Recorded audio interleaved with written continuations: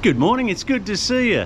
I woke up this morning, was pottering around, bent over and put my back out. Nothing structural, but I've pulled a muscle in my left lower back. Not only do I look like an old man now, I walk like an old man.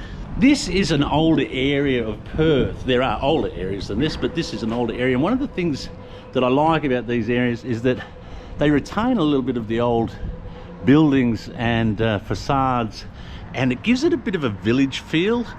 You've also got your local butcher, and you've got your local lady that does a bit of dog grooming, and the florist, and that's a bit of a sense of community. Whereas the newer suburbs, they're shopping centres, they're bitumen and concrete and all the stuff I don't like. All right, that's the train station across the road. Let's get into the city. Oh, I hope this image stabilisation works well on this camera, because it's going to be a bit of rock and rolling today. Someone will be asking me if they can open the door or if I need a wheelchair. Oh, steps are good.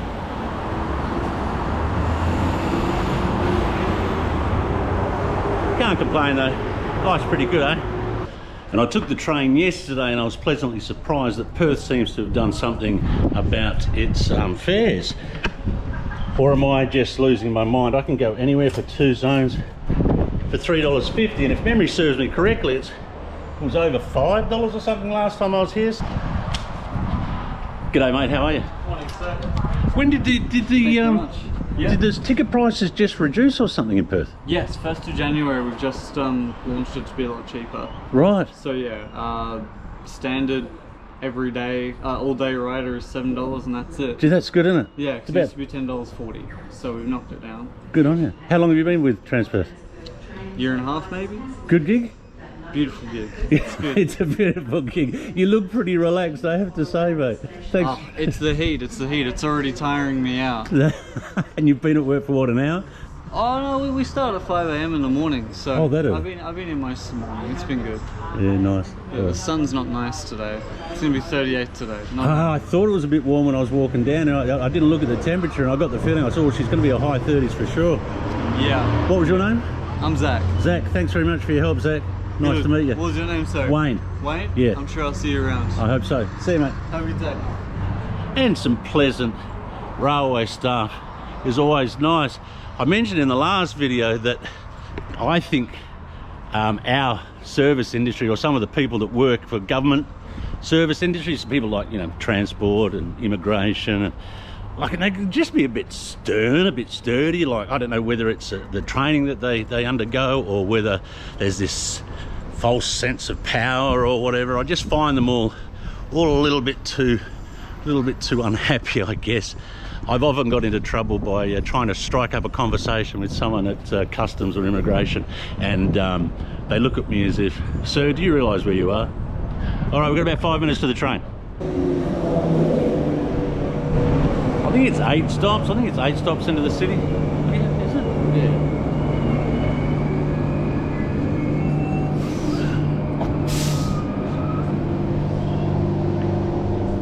Oh, into the cool. It's going to be a hot day.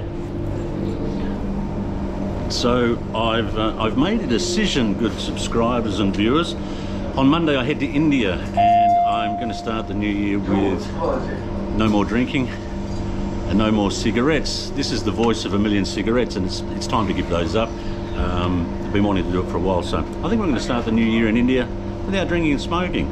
The longer I sit here on this seat, this back thing is causing me a little bit of stress, and I wonder, how do I fly to India on Monday if I can't sit for 10 minutes in a train and have to be on a plane for 10 hours or whatever. So it's a bit concerning. This is Perth. Ladies and gentlemen, we're in Perth. For those overseas viewers who, I'm sorry if I'm carrying on about my back a bit, but it's giving me a bit of grief. It's quite a cavernous sort of facility, as you'd imagine. I think, I don't know, but I think it's it'd have to be mid to late 1800s. Actually, we'll go out the front and I'll show you the facade or the main building, and that might have a date on it. I've said it before, I just love any form of station. It can be a train station, it can be a bus station, it can be an airport, it can be a boat station. I don't care. I like the whole energy behind people going somewhere. But let's have a look at the front of this building. Oh, God, for the love of Benny Cousins. Hello, how are you going today?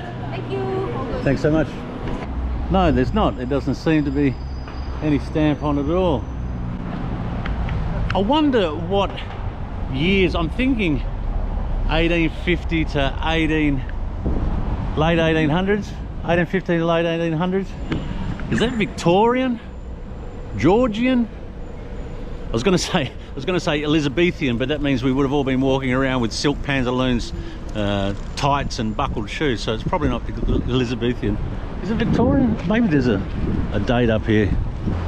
I've succumbed to a Google search and I've already forgotten the dates, but I think it's opened in 1881 and completed in 1894. Or I might take the opportunity to get across the road here while it's, gee, I hope I make it. Obviously our Perth viewers will know where I am. I'm in an area called Forest Chase, and I'm standing in front of what is probably the ugliest piece of artwork I've ever seen in my life. Now, it is. It's well served by being a pigeon roost, to be honest. I don't know why we've maintained it. I don't understand. I don't understand the story behind it. Maybe it is something significant and represents something.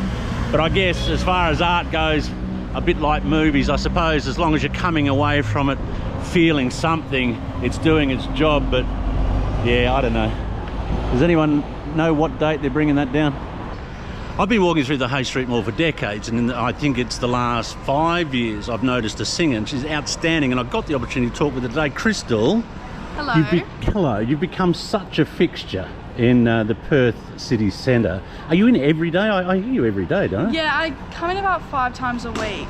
Yeah, right. Yeah, very often. Are you studying music somewhere? I did study just at my high school. Yeah. I did my Cert 3 and Cert 2 Right. in music. And when you're out here busking as you do you get offers for people to go and sing at private parties? Because your voice is so wonderful. Thank you. I imagine that this is great advertising for you, and people ask you to come and sing at their wedding or whatever. Things like that. I've had a few, yeah, but it was mainly when I was a little bit younger, so I would be like 17.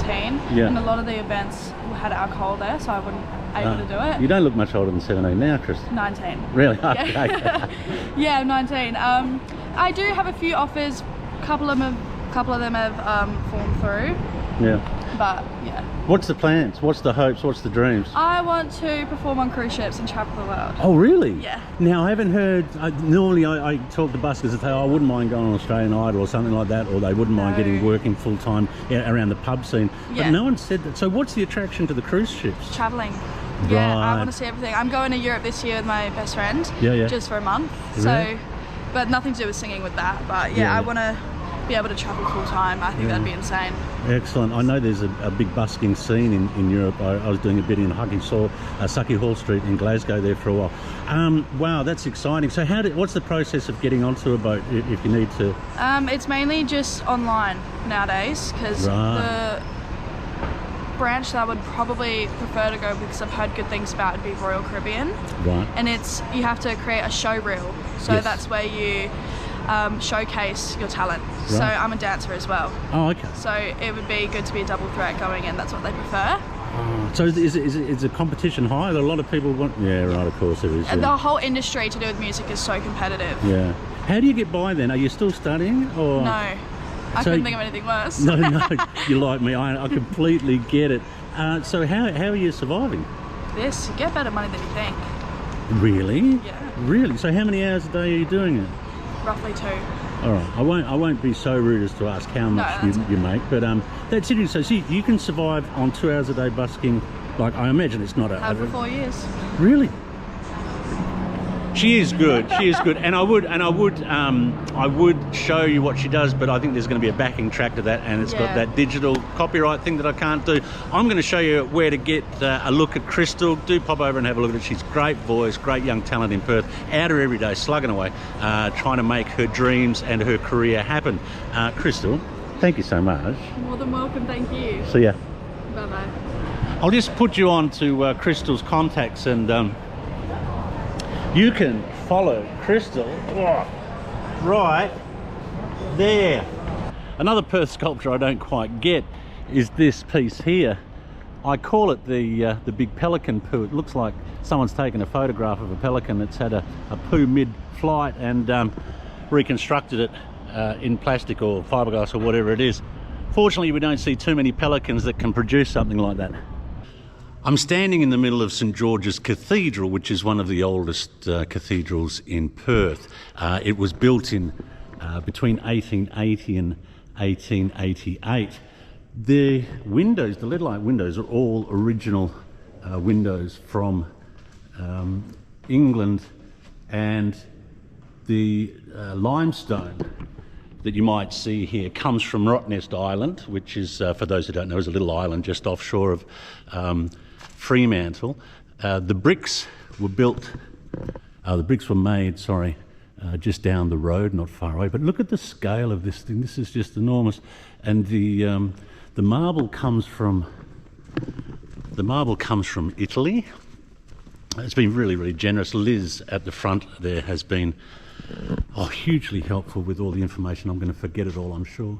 But look at the massive windows, the lead lighting here. These all would have come across on wooden ships that take months to get here. Now, is this marble? I think this is all marble. All from Italy. I just thought I'd give you a quick peek inside the cathedral. It's just, some of the perspectives here are really, really wonderful. This is a bronze of Edith Cowan, who was the first female elected to West Australian Parliament. She, you might know of a university here called Edith Cowan, named after her.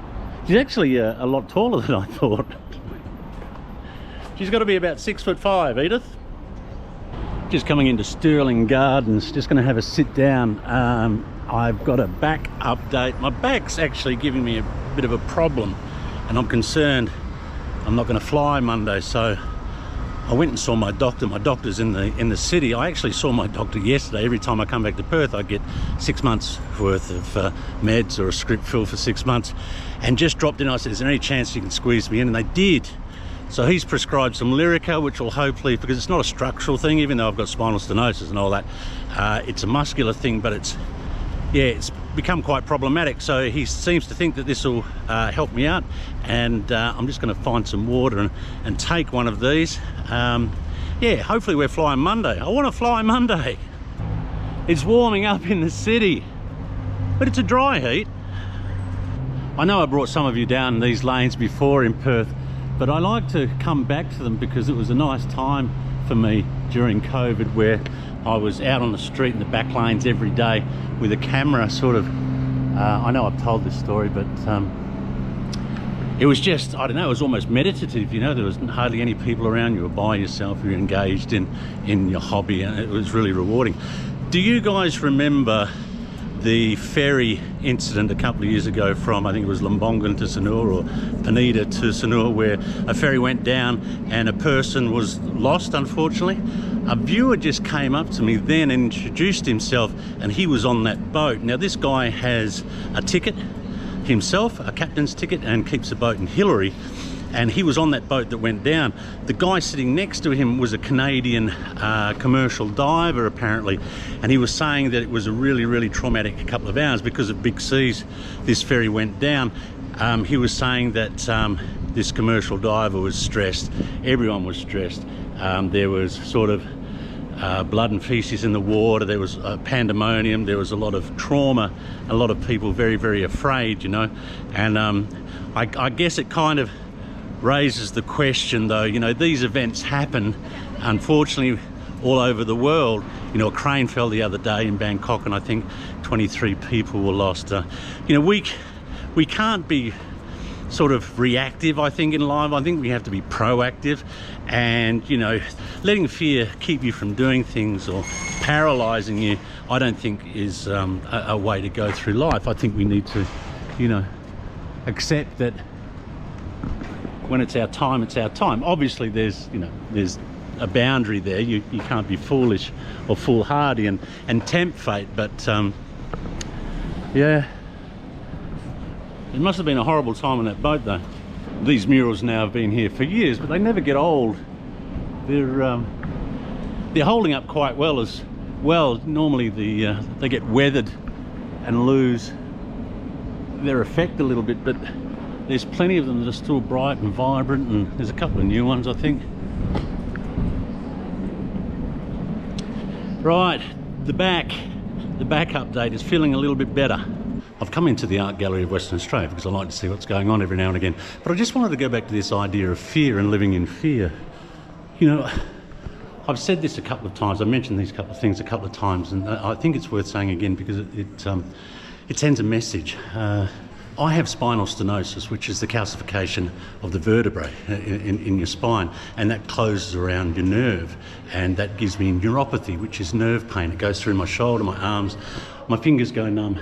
I get pains in my leg. I've got atrial fibrillation, I've got a heart arrhythmia, I've got plates and screws that hold this arm together that cause me pain, I've got screws in my ankle from another injury. All these things niggle at me all the time, but I don't let them get in my way because I don't want to be living in the fear that something's going to happen. There's a Dutch study that was done about 10 years ago, and I have mentioned this before. They interviewed people at end of life, which they were terminally ill people that had 3-6 months to live. And one of the sections of that survey was regrets. What were their regrets in life? Not one of them said that they wish they'd worked harder, they wish they'd had a bigger house or had more money. All of them said similar things. They wish that they had followed their passion, they wish they had travelled more, they wish they had developed better relationships with their friends, family and strangers. All the people had nothing to say about any material wealth. A few of them said that they wish they didn't live in fear. And I think, as hard as it is, sometimes we have to push ourselves when we're feeling anxiety about travelling or going away and we're a bit older and we wonder what could happen. If we sat around wondering what could happen and sitting in our sort of wallowing in our self-pity or concern about our future, we don't do anything, we don't live, And these things are scary when we're travelling. We don't know what could happen. But I think that's a better option than being paralysed and staying at home and not doing the things that we want to do.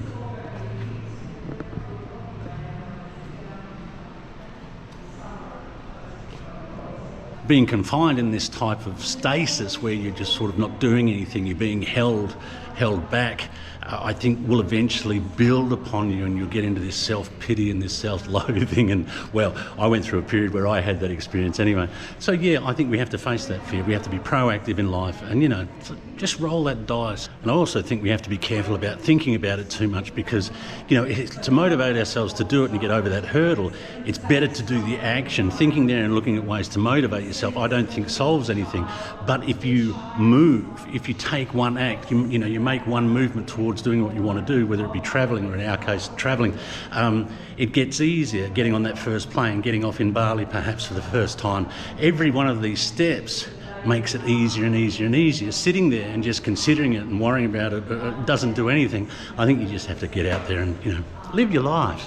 There's a display of an Aboriginal ceramicist and the way it affects the space. All her bowls, like how does one person put together this much work? I'm assuming it's the one person. It's an incredible feeling what it does to the space, having all these bowls and vases. And Tsunami Traces Series 5 After the Rains. So yeah, it's I think it's the same person, the same artist. Wow. Here she is, her name's Pippin Drysdale. Cool. Trying to run for a train with a dodgy back isn't that easy. Hopefully the doors will stay open till I get there. It's about 1.5 kilometres, I guess, walk from the train station to where I'm staying. Probably about 36 degrees right now. I like these old houses, these old colonial, these are colonial looking houses. The back, I had a few other things to do this afternoon, but I've cancelled them because yeah, the back's not ideal, and I do really want to fly on Monday, hopefully. So I think we'll be taking a bit of a breather and laying out for a few days. It could be just one of those things though, and you wake up the next day and it's gone. Hopefully that's the case. That's just about it for this one. As always, thanks very much for coming along for the ride. I hope you're well and happy in life and doing the things you want to do. We'll see you soon. Oh.